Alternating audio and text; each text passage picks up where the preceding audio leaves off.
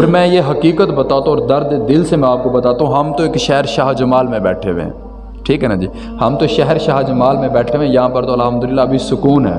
میں آپ کو لاہور شہر کی بات بتاؤں کہ ایک علامہ صاحب کو میں خود ملنے گیا ہوں، میں کسی کتاب کی بات نہیں کر رہا، میں حقیقت بتا رہا ہوں کہ میں ایک علامہ صاحب کو ملنے گیا، دوست سے ہمارے ساتھ پڑھتے تھے، دورہ حدیث کیا ہمارے ساتھ جامعہ میں، تو ہم ان کو ملنے گئے تو ماشاءاللہ مسجد بڑی خوبصورت تھی، ٹائل پتھر، اور یہاں تک کہ لیٹرینوں میں بھی ٹائل لگی ہوئی تھی، اتنا خوبصورت مسجد کو بنایا ہوا تھا۔ پھر وہ علامہ صاحب مجھے لے کے چلو یار ہمارے گھر چلو، کھانا پینا جیسے دعوت وغیرہ ہوتی ہے، تو ہم ان کے گھر گئے۔ میں یار حقیقت بتا رہا ہوں کہ میں نے جب ان کا گھر دیکھا نا تو میں خون کے آنسو رونے لگ گیا، یار یہ علماء کرام کی عزت رہ گئی ہے۔ یقین مانے میرے بھائیو، یقین مانے،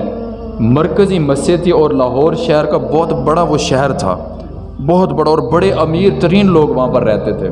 12 دروازوں میں سے ایک دروازے میں وہ مسجد تھی، اور امام مسجد کے جو رہائش انہوں نے بنا کر دی ہوئی تھی اس میں صرف اور صرف 2 چارپائیاں آتی تھیں بس، ان کی فیملی بھی رہ رہی ہے، کھانا پینا بھی ادھر ہے، باقی اور ہر چیز، مطلب کہ میں وہ بات یہاں پر کر نہیں سکتا، ہر چیز ادھر تھی،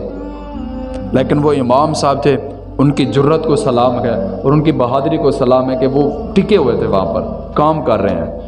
اور میں بڑے درد دل سے یہ بات کرتا ہوں کہ ہماری مساجد میں نا بلا وجہ پنکھے بھی تبدیل ہو جاتے ہیں، ہماری مسجد میں بلا وجہ ٹوٹیاں بھی تبدیل ہو جاتی ہیں، ہماری مسجد میں بلا وجہ صفیں بھی تبدیل ہو جاتی ہے، سپیکر ہم اچھے لگوا لیتے جس کی ضرورت ہی نہیں ہے، لیکن نہیں تبدیل ہوتی تو امام مسجد کی تنخواہ نہیں تبدیل ہوتی، حقیقت بات ہے، اس کو ہمیں سوچنا چاہیے۔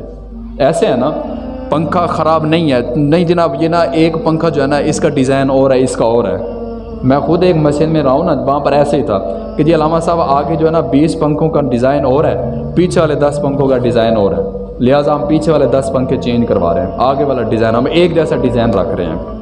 ہر چیز بلا وجہ تبدیل ہو جائے گی، نہیں تبدیل ہوگی تو امام مسجد کی تنخواہ نہیں تبدیل ہوگی۔ ہم امام مسجد کو چابیاں دیں گے کہ جی علامہ صاحب یہ چابیاں ہیں جی، اب یہ مسجد آپ کے حوالے ہے، آپ نے اس کو سنبھالنا ہے، آپ نے اس کی صفائی کرنی ہے، آپ نے اذان پڑھنی ہے، آپ نے نماز کرانی ہے، آپ نے خطبے دینے، ہر چیز آپ نے کرنی ہے۔ وہ امام مسجد ہے، ہاں وہ اپنے آپ کو وقف کر چکا ہوتا ہے اللہ کے راستے میں، وہ کہتا ہے ٹھیک ہے نماز پڑھنی ہے، پڑھانی ہے، کوئی مسئلہ نہیں، اللہ کا گھر ہے، صفائی کر رہے ہیں، ثواب ہے، اللہ کے گھر کی صفائی کرنا بھی باعث عبادت ہے اور ثواب ہے۔ اور یہ نوجوان اپنی عادت بنائیں کہ ہر ہفتے میں ایک دن ایسا نکالیں کہ جس دن وہ مسجد کے آ کر صفائی کرے، اور اس کا اجر اور اس کا ثواب اور اس کی قیمت آپ کو قیامت والے دن پتہ چلے گی۔ وہ امام مسجد ہے، خیر وہ کہتا ہے جی ٹھیک ہے جی فابیا، ہر چیز ہمیں قبول ہے، ہم اذان بھی دیں گے، ہم نماز بھی پڑھائیں گے، ہم جمعہ بھی پڑھائیں گے، ہر چیز کریں گے جی۔ پھر تنخواہ، بھئی پیٹ تو لگا ہوا ہے نا جی، ہم یہ سمجھتے ہیں کہ جو امام مسجد ہے نا جی وہ ایک فرشتہ ہے، وہ ایک خلائی مخلوق ہے، جیسے اس کے ساتھ پیٹ ہی نہیں ہے، پیٹ ہمیں لگا ہوا ہے، ہم نے کھانا پینا، اس نے کچھ کرنا ہی نہیں ہے۔ تو وہ جب ساری باتیں کر لیتا ہے نا، اس کے بعد کہتے ہیں کہ جناب تنخواہ کیا دیں گے، معاوضہ کیا دیں گے، تو وہ بندے کہتے ہیں جی قاری صاحب آپ ایسا کریں کہ جی ہم نا ابھی ادھر ٹیم بنائیں گے، کمیٹی بنائیں گے، ان میں فنڈ اکٹھا کریں گے، تو ہماری جو پتہ ہے ہمیں جس چیز کا کہ ہم آپ کو نا 3 سے 4 یہ 8 سے 10,000 15,000 ہم اس طرح آپ کو تنخواہ دیں گے، بس پورا مہینہ جو بندہ آپ کی خدمت کر رہا ہے، مسجد میں 5 وقت آ رہا ہے، ڈیوٹی دے رہا ہے، ٹھیک ہے نا، یہ ہر بندہ اپنا محاسبہ کرے، یہ جہاں بھی جائے نا اس چیز کا خیال رکھیں، آپ جہاں مرضی جائیں، وہ 5 وقت مسجد میں آ کے ڈیوٹی دے رہا ہے، لیکن ہمارا اس کے ساتھ رویہ کیا ہے؟ اب یہ جو 15,000 ہے، 15,000 کو آپ اگر ایک دن پہ تقسیم کرو نا تو میرے خیال سے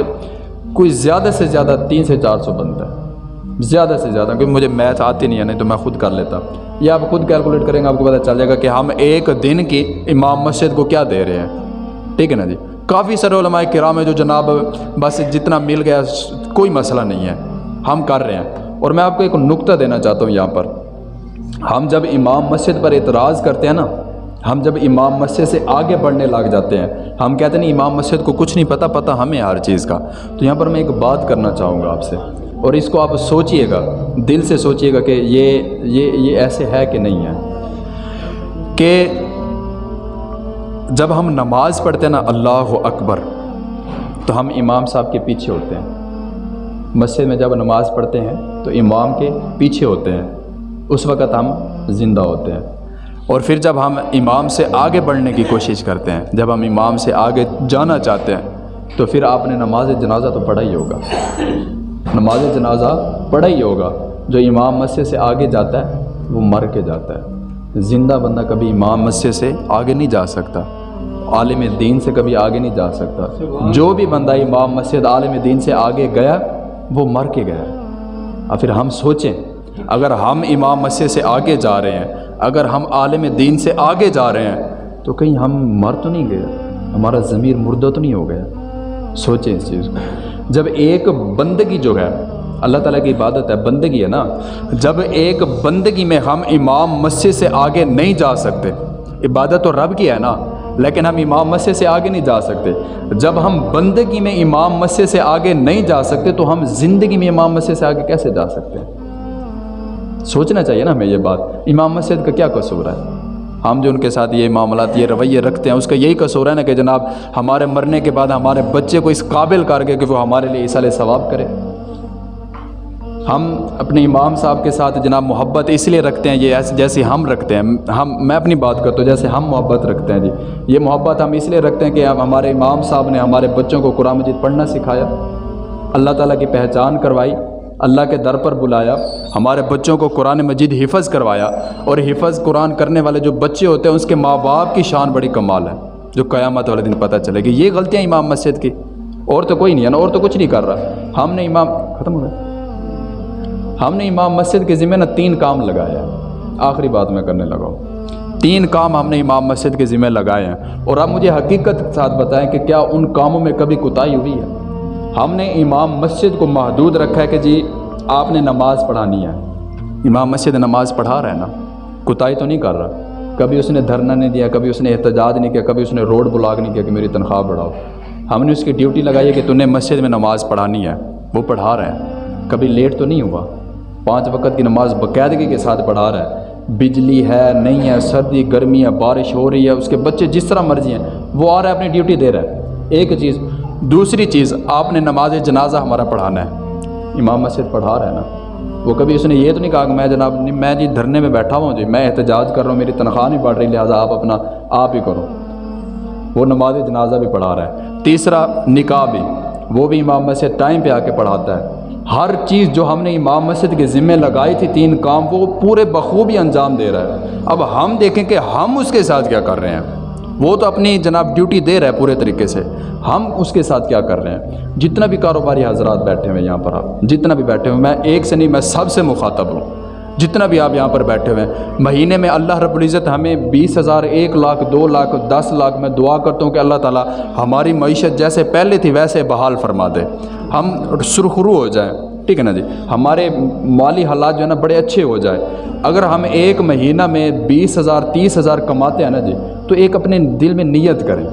ایک بندہ جب یہ نیت کرے گا نا، 1 اٹھے گا، 2 اٹھیں گے، 10، 20، 100،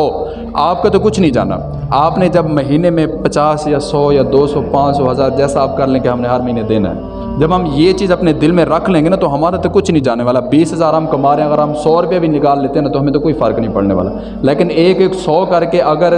100 بندہ بھی نکالتے نا تو وہ 10,000 بنتا ہے، ایسے نا جی، 10,000 یا اس سے زیادہ بن جائے گا، تو ہمارا تو کچھ نہیں جانا، لیکن امام مسجد کا گزر بسر اچھا چل جائے گا۔ وہ ہمارے سامنے بولتا نہیں ہے کیونکہ وہ اپنے آپ کو مٹا چکا ہوتا ہے، لیکن ہمیں یہ چیز سوچنی چاہیے، اگر امام مسجد ہمارے سامنے کھڑا ہے نا تو اس کی شلوار کی طرف آپ نظر نہ کیا کریں کہ شلوار ٹخنوں سے اوپر ہے یا نیچے ہے۔ وہ نماز پڑھا رہا ہو نا تو اس کے ہاتھ نہ دیکھا کریں کہ جناب اس کے ہاتھ ٹیڑھے میڑے ہیں، آپ یہ نہ دیکھا کریں کہ جناب وہ نماز کیسے پڑھا رہا ہے، آپ یہ دیکھیں کہ جو بندہ ہمارے سامنے کھڑا ہوا ہے اس کے حالات کیسے ہیں۔ باقی تو ہر چیز ہم پوچھیں کہ جناب قاری صاحب مسجد کے معاملات کیسے چل رہے ہیں، یہ بھی پوچھ لیا کرو کہ قاری صاحب آپ کے معاملات کیسے چل رہے ہیں۔ کسی چیز کی ضرورت ہو تو ہم حاضر ہیں، جسمانی طور پر بھی اور مالی طور پر بھی ہم حاضر ہیں۔ جب ہم علماء کرام کی عزت کرنا شروع کر دیں گے، جب ہم امام مسجد کی عزت کریں گے، ان کا احترام کریں گے اور ان کا خیال رکھیں گے، دیکھنا ہم سرخرو بھی ہوں گے اور ہمارا معاشرہ جو ہے نا وہ اچھے راستے پر بھی چلنا شروع ہو جائے گا۔ یہاں سے ملنا ہے جو کچھ ملنا ہے، مصلی امامت سے ملنا ہے، اور کہیں سے کچھ نہیں ملنا میرے بھائیوں۔ اس چیز کا خیال رکھا کرے، امام مسجد کا ادب و احترام کیا کرے، اس کے ہر چیز کا خیال رکھیں۔ میں دعا کو جتنا بھی ائمہ مساجد ہیں، اللہ رب العزت ان کو اسی طرح باقاعدگی کے ساتھ دین متین کی خدمت کرنے کی توفیق عطا فرمائے۔ اور جتنا بھی ہمارے جیسے بندے ہیں ہم سب کو علماء کرام کے ساتھ ائمہ مساجد کے ساتھ محبت کرنے کی توفیق عطا فرمائے۔